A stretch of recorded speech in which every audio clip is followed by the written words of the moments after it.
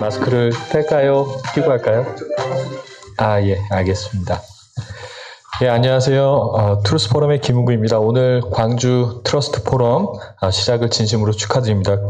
모임을 진행하다 보면 사실 이렇게 준비하시는 분들 정말 수고가 많으신데요. 정광조 회장님을 비롯해서 애써주신 모든 관계자분들께 다시 한번 축하와 감사의 박수 부탁드리겠습니다.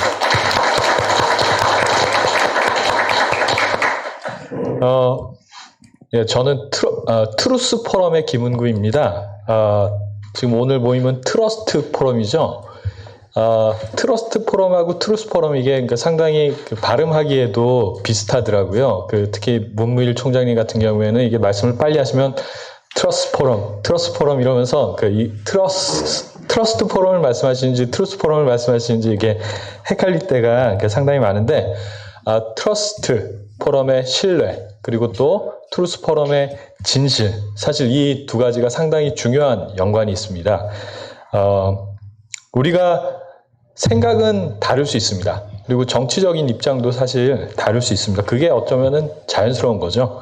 하지만 진실을 존중하고 또 진실에 기반한 논의를 추구해 나간다면 그 진실에 기반한 논의를 바탕으로 해서 우리 안에 신뢰가 회복될 수 있지 않을까 이런 생각을 해봤습니다. 가끔씩은 우리 안에 어떤 문제가 발생하기도 합니다. 그런데 그 진실이 무엇인지 그것을 이렇게 확인하는 것만으로도 문제가 해결되기도 합니다. 1904년에 러일 전쟁이 있었습니다. 러일 전쟁 때 러시아 발틱 함대, 러시아 제국의 발틱 함대를 극동 지역, 그러니까 일본으로 보내기 위해서 영국을 삥 돌아가지고 이렇게 러시아 발틱 함대들이 이렇게 이동을 했습니다. 그런데 그때 영국 옆에 있는 북해라는 곳에 도거뱅크라는 데가 있습니다. 그러니까 도거뱅크가 뭐냐면은 약간 낮은 얕은 바다 지역인데요. 그곳에 일본의 어뢰정이 숨어 있다라는 첩보를 러시아 해군이 입수를 했습니다. 그래서 러시아 해군이 그 당시 영국하고 일본이 동맹을 맺고 있었거든요. 그래서 그 해역을 지나갈 때 상당히 긴장을 했습니다. 그런데 너무나도 긴장을 많이 한 나머지 한밤중에 영국의 어선을 어뢰정으로 착각하고 공격을 했어요. 그래서 영국 어선들이 이게 정말 많은 피해를 입었습니다. 기록을 보면은 어부들이 나 우리 군함 아니라고 가자미를 들고 흔들고 물고기 들고 막 흔들었는데 막 총 쐈어요. 그래서 러시아가 비난을 되게 많이 받았습니다. 그래서 이 사건을 해결하기 위해서 같은 해 12월에 파리에서 국제사실심사 조사위원회가 열렸는데 거기서 관련된 내용들을 정확하게 확인을 하고 러시아도 자신의 잘못을 인정을 하고 분쟁이 그렇게 해결이 됐습니다. 사실 그렇게 분쟁이 해결이 안 됐으면은 영국하고 러시아하고 전쟁이 있었을 거예요. 그렇게 우리가 진실을 확인하는 것만으로도 이렇게 분쟁을 해결을 할 수가 있습니다. 그런데 사실 어떤 게 진실인지 확인하는 게 상당히 어려운 경우도 많이 있는데요. 그 진실을 확인하는데 수년 또는 십수년, 수십 년이 걸리는 경우도 있죠. 한때 6.25 전쟁이 남한의 북침이라는 주장이 있었습니다. 여러분 들어보셨나요? 예, 저는 학교 다닐 때 이런 주장 듣고 사실은 되게 놀랐었습니다. 그런데 나중에 보니까 러시아하고 한국하고 수교하면서 그때 러시아의 비밀 문서들을 한국에 공개를 해줬는데요. 그걸 보고 그런 주장들이 잘못됐다는 것이 드러났습니다. 그리고 프랑스 혁명 당시에 마리 앙뚜아네트 왕비 아시죠? 마리 앙뚜아네트가 굶어 죽어가는 프랑스 백성들한테 빵이 없으면 케이크 먹지 그래 이렇게 얘기했다고 하거든요. 그런데 이거 거짓말이었어요. 이게 수십 년 지나서 밝혀졌습니다. 그리고 또 마리 앙뚜아네트가 사형당했는데 기소된 죄목 중에 하나가 자기 아들이 7살이었어요. 7살 아들을 겁탈했다 라는 죄목으로 사형을 당했습니다. 그런데 이것도 거짓말이었어요. 그런데 이게 시간이 오래 걸리긴 했지만 다 사실이 밝혀졌습니다. 그리고 재밌는 거는 제가 방금 전에 말씀드린 이 도거뱅크 사건에서 러시아 그 해군이 일본에 첩보를 입수했다 말씀을 드렸죠. 그 일본의 어뢰정이 거기 숨어 있다 이렇게 말씀드렸죠. 근데 이것도 일본이 퍼뜨린 가짜 정보였다는 게 또 나중에 이렇게 증언으로 제시가 되기도 했습니다. 이처럼 그 진실을 확인하는 작업이 사실 생각보다 상당히 어렵고 지난한 과정일 수도 있습니다. 하지만 그리고 또 그 안에 또 어떤 역사적인 정치적인 계산이 이렇게 깔려 있는 경우도 되게 많은데요. 그럼에도 불구하고 우리가 진실을 존중하고 진실에 기반한 토론을 통해서 신뢰를 회복하고 또 사회적 갈등을 해소하는 것, 이것이 중요한 일이고 또 바로 이 트러스트 포럼이 설립된 이유가 아닌가 이런 생각을 해봤습니다. 트러스트 포럼이 대한민국에서 가장 존경받고 또 신뢰받는 그런 포럼의 장이 되기를 기대하면서 다시 한번 광주 트러스트 포럼의 발족을 축하드립니다. 오늘 제 발표 주제가 선거에 대한 신뢰를 회복하는 길입니다. 제가 선거에 관해서 글을 몇 번 썼는데 문 총장님께서 그 글을 보시고 오늘 좀 나누면 좋겠다 이렇게 말씀을 해주셔서 제가 준비를 했는데요. 선거 부정에 관한 논란들이 있습니다. 그런데 이 논란이 사실 어제 오늘의 일이 아닙니다. 그런데 요즘처럼 이 이슈가 이렇게 많은 사람들의 관심을 갖는 경우도 흔치 않은 것 같은데요. 한국에서도 미국에서도 어떤 의미에서는 그 선거 자체에 대한 신뢰가 크게 도전을 받고 있는 것 같습니다. 어떤 분들은 이 모든 것들이 음모론이다 이렇게 말씀하시는 분들도 계시고 또 어떤 분들은 민주주의가 실체적으로 위협을 받고 있다 이렇게 생각을 하시기도 합니다. 그리고 또 이런 우려 속에는 디지털 파시즘, 들어보셨나요? 디지털 파시즘에 대한 우려가 깔려 있기도 한데요. 정보통신 기술이 정말로 고도화됐습니다. 어떤 의미에서는 빅테크 기업의 영향력에서 우리가 하루도 자유로운 날이 사실 없다고 해도 과언이 아닐 것 같은데요. 이런 그 새로운 통제 사회의 도래를 우려하는 그런 목소리도 분명히 존재하고 있습니다. 또 그런 연장선 상에서 선거할 때 어떤 전자장치를 사용하는 것에 대해서 의문을 갖는 그런 분들도 계신데요. 오늘 제가 나눌 말씀은 얼마 전에 있었던 한국이나 미국의 선거가 부정선거다 아니다에 관한 것은 아닙니다. 다만 그 전자장비를 이용한 선거에 관해서는 이미 미국이나 유럽에서 많은 논의들이 진행이 되어 왔습니다. 그런 논의들을 간략하게 살펴보면서 저희가 선거에 대한 신뢰를 어떻게 회복할 수 있을지 같이 짧게 고민해 보면 좋겠습니다. 2004년도에 미국에서 대선이 있었습니다. 그때 그 후보가 누구였는지 혹시 기억하시나요? 2004년도. 조지 부시, 그리고 엘 고어, 이렇게 나왔는데요. 당시, 조지 부시가 엘 고어를 누르고 당선이 됐는데, 이때 부정선거 관련된 그 논란이 아주 크게 미국에서 제기가 됐습니다. 그리고 당시 오하이오주에서 그 선거 부정을 조사하는 과정에서 그 클린트 커티스라는 그 프로그래머가 증언을 했어요. 자기가 그 선거 조작 프로그램을 만들었다 이렇게 그 포럼에서 증언을 했습니다. 이 사람 증언이 참 재밌는데요. 최근 그 미국에서 제기되고 있는 선거 부정 주장은 민주당이 선거를 조작했다 이렇게 주장을 하잖아요. 그 당시에는 공화당이 선거를 조작했다 이런 주장이었습니다. 그리고 클린트 커티스 이 사람이 그 공화당 후보가 유리하도록 자기가 프로그래밍을 했다 이런 주장을 했었고, 그리고 또 이 사람이 거기에 대한 책도 쓰고 또 나중에는 변호사가 돼가지고 선거에 도전하기도 했습니다. 그 선거에 당선되지는 못했어요. 그리고 2006년도에 네덜란드에서는 이것보다 좀 더 큰 일이 있었습니다. 어떤 일이 있었냐면요. 해커들이 TV 프로그램에 나와가지고 그 당시에 네덜란드가 사용하던 네답사의 그 전자투표기를 직접 해킹하는 시연을 보였습니다. 그래서 그 사건을 발단으로 해서 아주 짧은 순간이었지만 그 네답사 대한 신뢰가 땅으로 떨어졌고 그 사건을 바탕으로 해서 그 네덜란드에서 사용하고 있던 전자투표기의 사용을 중단하는 그런 사례가 있었습니다. 네덜란드에서는 이게 롭 공그리집이라는 그 해커가 있는데 이 친구가 그 시민단체를 설립했어요. 그 시민단체 이름이 뭐냐면은 We do not trust voting computers 입니다. 그러니까 시민단체 이름이 그냥 딱 이거예요. 나는 그 선거 컴퓨터를 그 신뢰하지 않습니다. 입니다. 이런 시민단체를 만들었는데요.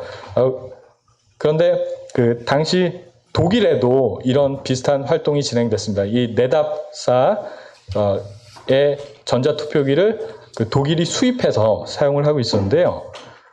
이런 움직임을 통해서 그 네덜란드의 그 해커 그룹하고 독일의 해커 그룹이 연계해가지고 그 선거, 그 전자투표의 위험성에 대해서 독일 내부에서 문제 제기를 했고, 그래서 2009년도 그 독일 연방 헌법재판소에서 관련된 판결이 내려졌습니다. 그 결과, 그 판결이 어떤 내용이었냐면요. 선거에서 우리가 그 전자 장비를 사용할 수 있다. 하지만 일반 시민들이 쉽게 검증할 수가 있어야 된다. 국민의 검증권이 보장이 돼야 된다. 그렇지 않으면은 위헌이다. 이런 결론을 냈습니다. 사이버 공간을 이용한 그 해외 정부의 선거 개입에 대해서도 문제 제기하시는 분들이 계신데요. 근데 이게 가상의 시나리오만은 아닙니다. 2019년 옥스퍼드 대학에서 보고서가 하나 나왔는데 이에 따르면 중국을 비롯한 특정 국가들이 그 해외 정부의 선거에 영향을 미칠 목적으로 그 소설 미디어를 통해서 허위 정보를 유포하고 있다.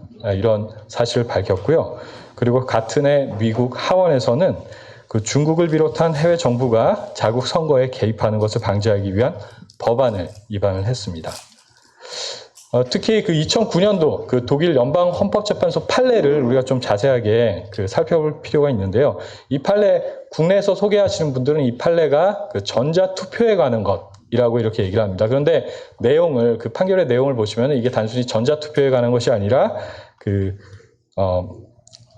해킹을 통해서 조작될 수 있는 그 컴퓨팅, 그 전산 기술이 사용되는 선거의 모든 부분을 논하고 있습니다.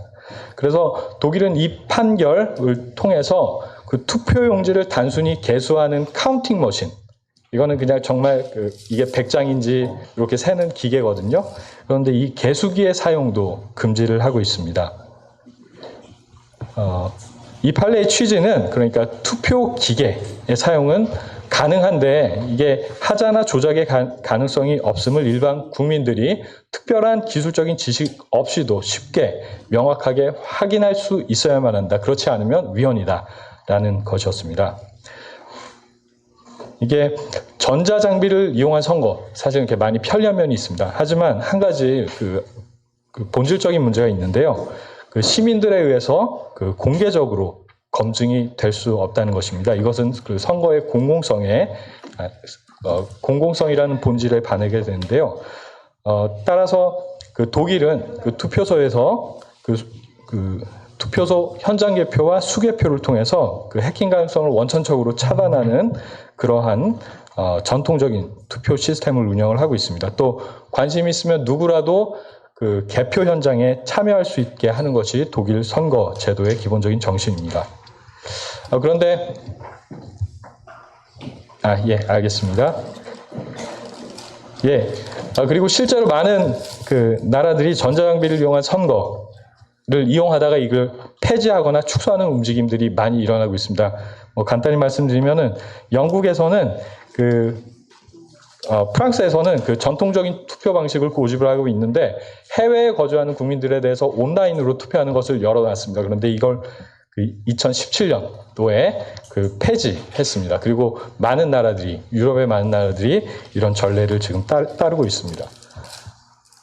선거는 민주주의의 꽃이라고 하는데요. 이 꽃을 아름답게 가꾸기 위해서는 우리가 선거에 대한 기술적인 조작 가능성은 원천적으로 배제해야 하지 않을까 이렇게 생각이 됩니다. 그리고 또 사이버 보안, 해킹의 위험성이 고도화된 현재 시점에서 누구도 국민에게 이런 기술적인 맹신을 강요할 수는 없을 것 같습니다. 좌우를 떠나서 국민의 신뢰를 회복하고 또 국민을 통합하려는 진정성을 가진 그런 정치인이라면 이 문제를 진지하게 고민할 때가 되지 않았나 싶습니다.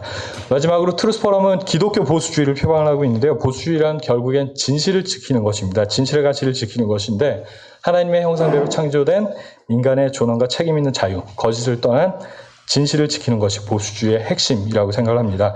또 많은 분들이 보수와 진보를 대립하는 개념으로 이해를 하시는데 진보의 반대는 보수가 아니라 퇴보입니다. 그리고 또 보수는 보호하는 것의 반대는 파괴입니다.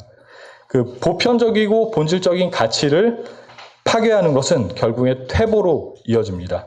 그렇기 때문에 파괴와 퇴보는 함께 가게 됩니다. 마찬가지로 보수와 진보도 진정한 발전을 위해서는 함께 갈 수밖에 없는 것입니다. 그 인류 역사를 돌아보면 그 진정한 진보는 인간의 존엄과 책임 있는 자유, 거짓을 떠난 진실의 가치를 지켜냈을 때, 올바로 보수했을 때 이루어졌습니다. 진실에 기반한 신뢰 회복, 트러스트 포럼이 이 사명을 잘 감당해 가시기를 바랍니다. 감사합니다. 네, 이진수 더 워드뉴스 대표입니다. 큰 박수 부탁드리겠습니다.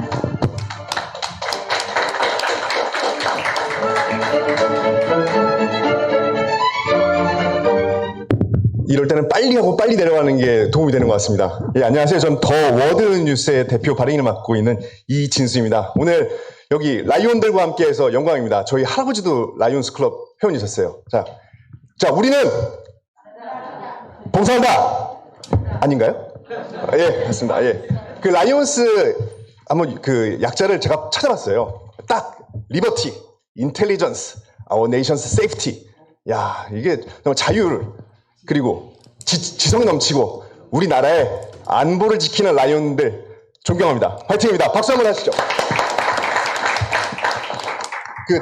제가 하고 있는 그 신문사가 더 워드뉴스입니다. 뭐 월드뉴스 아니고 뭐 위드뉴스 아니고 워드뉴스인데 그 단어라는 뜻이에요. 그러니까 단어니까 이 트러스트라는 단어를 갖고 제가 한번 오늘 여기서 어떤 말을 해볼까를 잘 이렇게 생각을 해봤습니다. 그래서 언어 유희를 짧게 하고 가겠습니다. 트러스트가 뭔가를 잠깐 찾아봤는데 이게 트러스트가 그 독일어로 트로스트에서 뭐 편안함 거기서 어원을 갖고 있대요. 그래서 아까도 이준석이랑 뭐 김재석 또 뭐 이철엄 의원님 그리고 김은구 대표님도 말씀해 주셨듯이 이게 신뢰가 있으면 우리가 서로 편안해요. 내가 저 사람 믿을 수 있으면 아까 밥 먹을 때 요리사를 믿을 수 있으니까 편안한 것처럼 우리도 그렇게 편안합니다. 근데 저는 사실 오늘 SRT를 타고 내렸습니다. 근데 SRT 타고 내려오는데 그 IBK 기업은행 광고를 보면서 오늘 저 얘기를 해야겠다라는 생각이 들었습니다.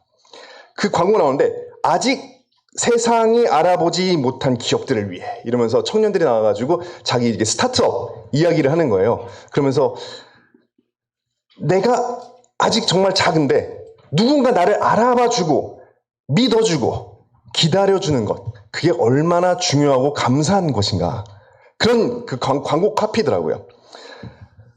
이 트러스트가 믿어주고 기다려주는 것 아직 부족한 것 같은 사람들을 보면서 우리 내 새끼 아직 저거 어떡하지 저거 하는 걸 갖다가 조금 믿어주고 기다려주고 더 잘 자랄 수 있게 북돋아주고 용기를 주는 것 그것이 여기 계신 라이온들이 해주셔야 될 사명이 아닌가라는 생각을 했습니다. 근데 이 신뢰라는 게 참 좋은 단어인데 아까 이철엄 님도 얘기하셨던 것처럼 이 신뢰가 약간은 좀 정적인 느낌이에요. 그러니까 변화가 조금 없는 거. 그러니까 항상 변함없이 그대로 지속되는 걸 보면서 그런 느낌이 아닌가 싶습니다. 그런데 이 트러스트에 한 글자만 붙이면은 앞으로 달려가는 뜻으로 바뀝니다. 그 H를 붙이면 돼요. 그 트러스트에 그 중간에 T 다음에 H를 붙이면 스러스트가 됩니다. 여기 아시는 분은 스러스트, 그 추진력, 앞으로 달려가는 추진력이 됩니다.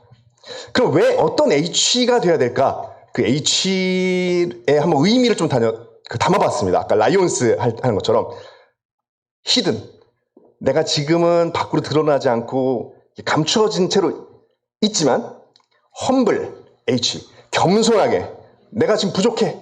나는 현재 너무 부족하지만 내 이 자신을 부족한 채로 겸손히 인정하고 호프, 지금보다 더 나아질 거라는 희망을 갖고 또 여기 여러분들 다 건강하십시오. 헬시하게, 건강하게, 또 홀리하게, 그러니까 몸만 건강한 게 아니라 정신도 성결하게 갖고 있다면은 이 트러스트 포럼이 그냥 신뢰를 넘어서 스러스트 포럼, 앞으로 달려나가는 그런 훌륭한 포럼으로 업그레이드 될 거라고 믿습니다. 여기 계시는 모든 분들 강한 추진력을 갖고 달려나가시는 라이온 되시고 트러스트 포럼 되시기 바랍니다. 감사합니다.